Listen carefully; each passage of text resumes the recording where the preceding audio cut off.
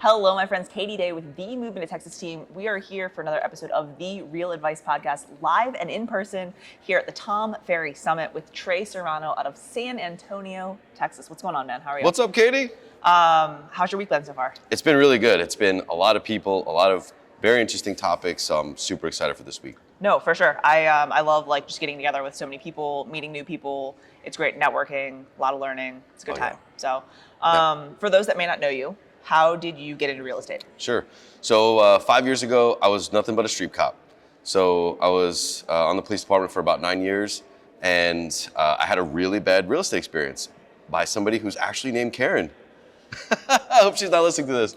So I had a bad experience, and I thought, well, you know, in real estate, you're not putting on a bulletproof vest, you're not going out chasing people on the streets, so this may be a good side gig. Yeah. So I started, in first 6 months, I closed 10 transactions. First year, did 25. Second full year, I did 55 as a part-time agent. Yeah, not bad. That's crazy. Pretty good, yeah. So just starting out, when you first got in, you were part-time, I guess, how did you divide your time, right? And how did you, because that's a shit ton of transactions, even for a full-time agent, no other job or anything. And so you have a taxing job, you have a family, right? Knowing 5 years ago, you had your kids, right? So how did you balance all of that? So I started just like everybody else. I didn't know how to balance everything. I just kind of fell face first and I figured it out. So what I did was I was the worst street cop in the world, where I would just park under a shady tree and start doing some real estate transactions. Okay. So the balance really wasn't. I hope San Antonio police isn't listening to this. But and if they are too late, I already left. Yeah.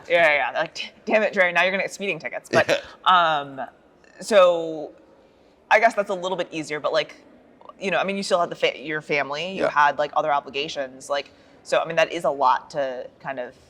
No, it was. So I was working nights. My wife was pregnant with our daughter. My son was about a year or two old. Yeah. And we were actually living in a 200 square foot house in the shallow west side, for those of you in San Antonio. It's a rough part of town, but we were building our house. Yeah. So we lived there for about a year. Okay. And I was starting in real estate. So it was a lot, but for me, it's all about consistency, perseverance, and just executing. If you've been to any of our masterminds, I'm big on execution. Because nobody starts perfect, and you just gotta do it. You just gotta do it. I do love that about you, and that was we were just, before we hopped on here, we were talking about that of execution, and a few probably now months ago we made a YouTube bet, and different bets of let's both post a video by X date or X whatever, and that just extra layer of accountability and knowing I'm gonna pay you $20, or you're gonna pay me It was 30. $20. It was $30. It was 30. Yeah. Okay. But a nominal amount, right? Nothing that's gonna break the bank. But I love that extra added layer of accountability. So fast forward now, you've got a team. So when did that come about?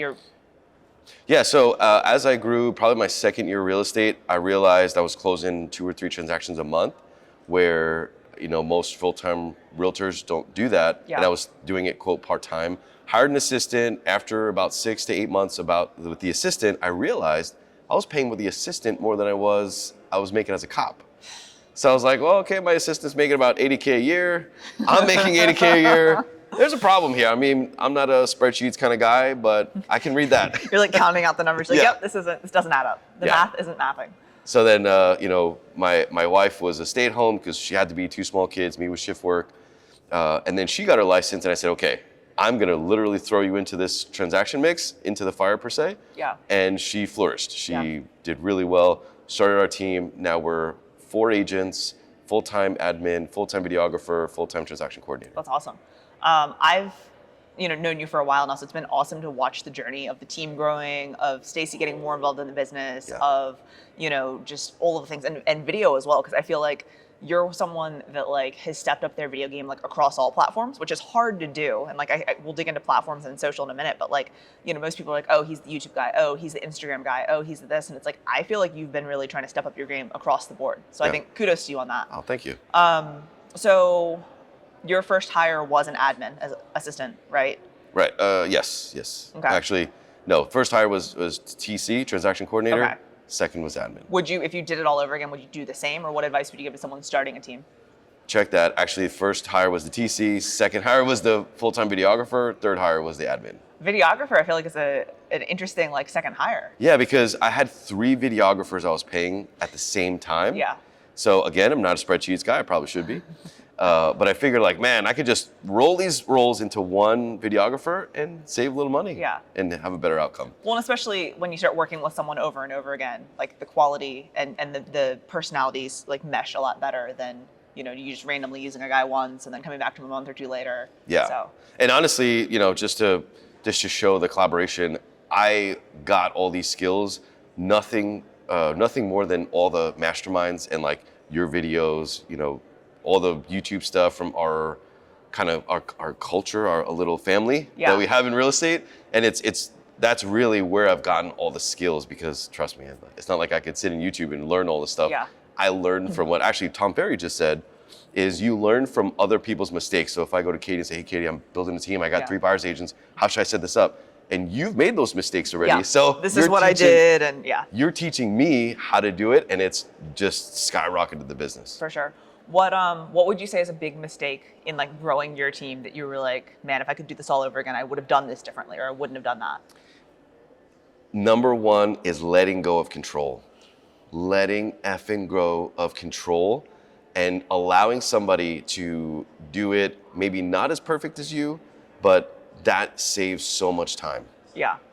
It's always interesting too when you find the person that you like, you know, you don't want to give up that control, then you find the person that actually does it better than you, and you're like, well, shit, like I should have given this up a long time ago. Yep, totally. You're gonna say something else? No, I was just gonna say, you know, those agents that are listening to this, you know, letting go of control can mean like something as simple as sending a DocuSign. Like, I don't mean letting go of control and like somebody else running it. Here's all my business, run with it. Yeah, I mean, it's like, I know when I first, like I'm putting myself, you know, 2 years ago, Trey, or maybe 3, and I thought letting go of control means, oh, somebody has to run my Instagram, someone has to, quote, run my social media.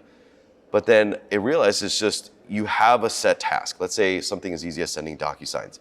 Allowing somebody else to take that over so they can be very proficient at it, but if you don't give them the practice, you won't give them the opportunity to be proficient. Yeah, for sure. No, I was just talking to someone about that because they were like talking about starting a team and like what should they do and all that. And like the biggest thing I said to them is I was like, so many people hire someone, right? And like you hire me to work for you, but then you don't train me well. And they're like, God, Katie sucks. And it's like, well, you never gave, you know, them the opportunity to learn and grow and like do it, right? So it's like showing and then like verifying and, you know, all that and having that accountability. So switching gears a little bit, one of the things, again, that I really love of the journey I've seen from you is the video journey, right? And like going from doing like Facebook Lives and video tours and like shooting your own stuff, which was still good, but like, you know, to like now it's like you're putting out a ton of content, you know, like clearly edited, you know, videographers and high quality equipment and all that. Like, so talk to me a little bit about kind of your content journey and like where you started, where you are now. Sure. So it's very easy for agents to see everything that's on, let's say, Instagram and just be overwhelmed. Yeah. So they'll see, you know, the broke agent, your videos, you know, all the influential realtors and feel like I'm not going to be that good. But you can't ever forget that today's algorithms across all platforms, they are all speaking to your audience. So you have to create content for your audience and who you're trying to sell and buy and get business from. Once you do that, you don't really have to worry about the metrics. That's, I think, the biggest takeaway that I had is I'm done making videos for everybody. I'm not trying to be any one influencer. I'm just trying to speak to my audience. Yeah. And as I get better and make mistakes and learn and build, that's how I think I come across a little more refined. I know, imagine me. Refined. Refined, That's cute. That's cute. A little rough. No. I think that's huge. And it's like you can't be for everyone, right? Or if you're trying to be for everyone, then you'll be for no one type thing, or make content for everyone, then it's for no one. So I think figuring out who that target market or audience is first is like key, right? And then just continuing to have that message go to those people, right? I mean, yeah, I really can't stress enough how you shouldn't have to worry about like how many views or how many likes, because today's algorithms in any platform is watch time.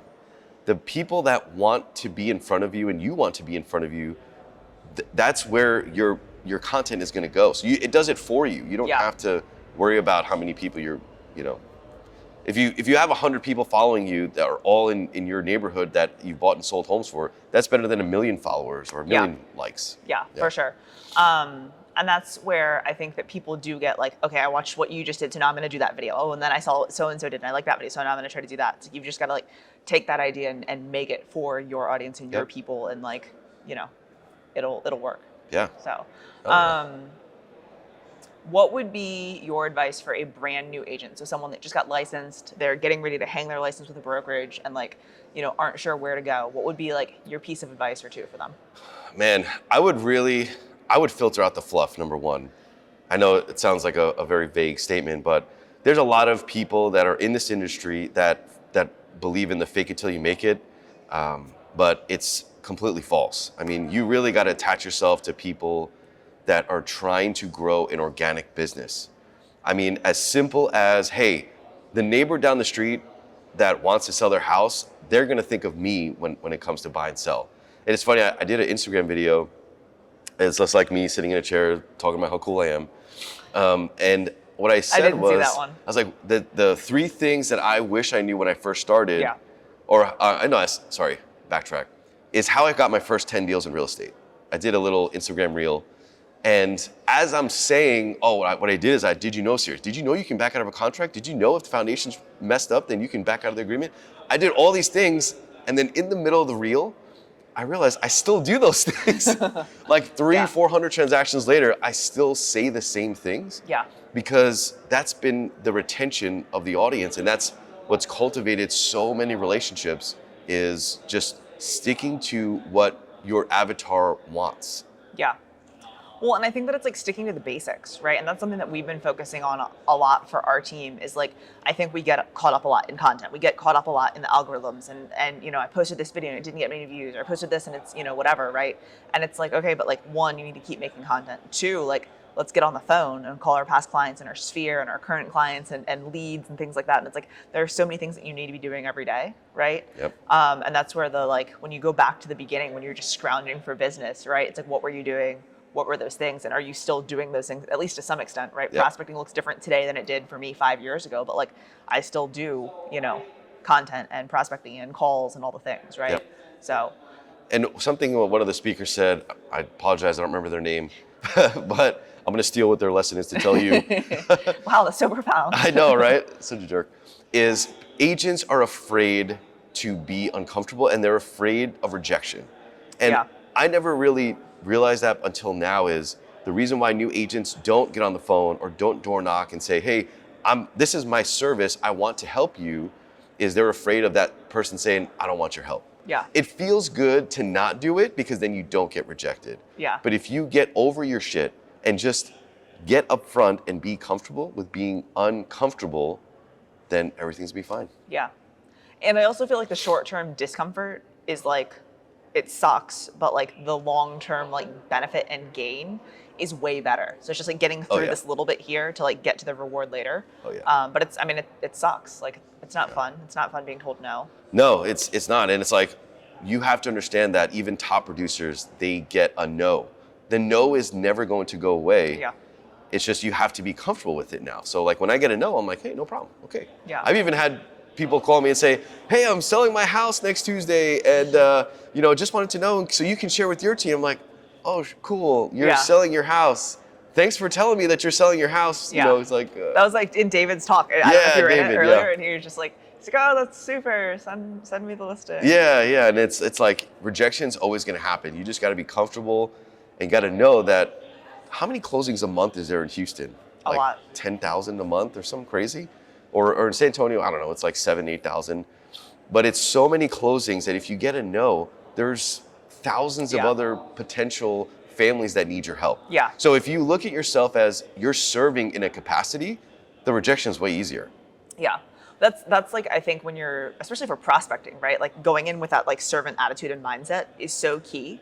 And like one of the things Ryan, you know, always says is he's like they are so lucky that we can have this conversation. I am saving them from all the other realtors out there, you know, that don't know what they're doing and aren't out there to try to help. But like he approaches prospecting that way, right? And like he can just like bang the phones, and like that's because he puts himself, like puts that hat on, right? And like then it's way easier. So new agents got to realize they have to sell a house, and 99.9% of them are going to do it with the realtor. So by you knocking on the door or doing social media or whatever, you are the person that they're going to trust. And if you Yeah. believe in yourself, then you're going to say, you know what? They're going to have the best process with me. So go do it. Yeah, for sure. What is either like a book that you would recommend people read or a podcast to listen to? What are some things that you listen to or read for like personal development and growth? So, I mean, the only book that I've read, I don't read many books. Don't laugh at me, Katie. But you can laugh, it's fine. Curious George? Yeah. Green Eggs and Ham? Green Eggs and Ham. There's a cat in a hat. Oh, thing. yeah, Cat in the Hat. You're just talking about the kids' bedtime book. Yeah, I got a 5 and 6 year old, or we have a 5 and 6 year old, so yeah. Anyway, Rich Dad, Poor Dad. Okay, yeah. I know it's a popular one, but that is literally the one I just disciplined myself to actually read the whole thing. But I'm more of an audiobook guy. Yeah. But I think what really elevates my hunger and growth is being put in uncomfortable situations. And it's not reading, I don't need the hoorah motivation books. That's just me. Yeah, I mean, yeah. Because of my background and what I've done. But what I do need is I need to be in uncomfortable situations so that when I knock on a door or when I have to tell an agent, hey, this is what you need to do because I did this, I'll give you an example. I did 24 workouts in 24 hours. Almost died. Yeah. But I liked being in that, almost like I blacked out, for a sense. But it put me in an uncomfortable situation. I survived and I need to push forward. Do you have you ever read David Goggins' Can't Hurt Me? Yeah. Okay, because that's the audio portion. Yeah. Well, and what I like about the audio versus the actual book itself is that he does the little pop in between every chapter and gives his mindset and where he was then, and you're like, holy shit, I am a little. Oh yeah. Wuss. Yeah. There's a clean word for the podcast. I'm a little wuss. Yeah. What? He's breaking feet and legs and still running marathons and stuff. And I'm like, I don't want to get out of the bed and go to the gym. Yeah. Candy ass. Yeah. But yeah, what surprised me or what I thought was so crazy about your 24 workouts in 24 hours was that they backloaded a lot of the miles. It wasn't Murph one of the last workouts? It was the last workout. What the? And I remember I was in Costco the next day and I almost fainted in the middle of Costco. Why are you not laying in bed? Oh yeah, no, I don't do that. But yeah, it's just being comfortable being uncomfortable. Yeah. Well, and I think the mental fortitude for something like that, right? Is because and David Goggins says this a lot of how much of more you have in the tank. That when in those moments where God, I'm so tired, I'm this, I'm that, oh yeah, you still have so much more in the tank than you thought you did. So. And before the workout stuff, I'd roll jiu-jitsu, I did boxing, and it's just to ground yourself to hey, I'm no better than anybody else, but also nobody else is better than me. Yeah. So it's all come in the same playing field, and it just makes relationships easier to gain. Yeah. Sorry, someone's calling me that's going to shoot another podcast here. No, that's in cool. a second. Yeah. So, anyways. No, kudos to you, man. That was badass. And I was actually floating the river that weekend, and I was like, man, I wonder if I could pop up to do a workout, but it just. Oh, it was miserable. I don't know why I did that. No, I would have loved to have done it with you, man. Yeah. Okay, so final question. If it were your last meal on earth, what would you be eating? Nachos. Okay. What do you like the individual nachos or the homemade layered? The layered, just everything on it, and I think it's more of a family meal because it's one plate, everybody sharing.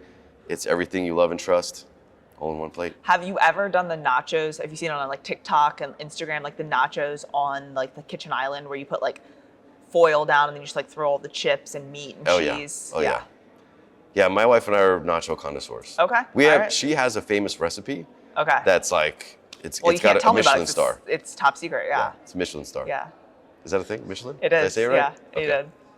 He doesn't even know, but she clearly won the award.